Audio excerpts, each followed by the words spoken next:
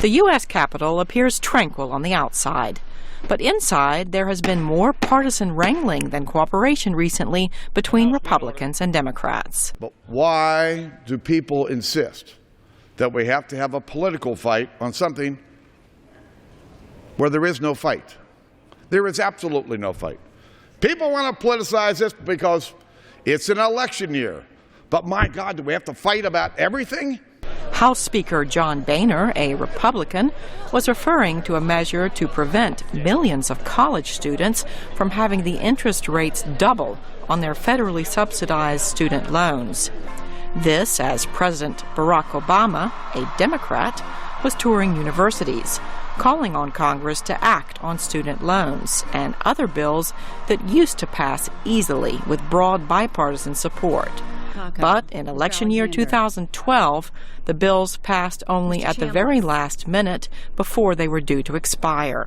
Democrats blame Republicans for seeking to finance popular measures by cutting social welfare programs for the poor. But instead, the majority is engaging in another partisan attack on public health funding, funding that improves the lives of Americans and the productivity of our workforce. Banned. I strongly oppose this position. Political analyst Norman Ornstein says House Republicans have passed a number of ideologically driven bills to please their fiscally conservative Tea Party base. Look, there's no question that the Republicans in the House, using their majority, have been able to pass a number of things that have no chance of making it through the Senate. The problem, he says, is that now the House is not doing much else. You know, there's nothing illegitimate about taking positions and saying, here's where we stand.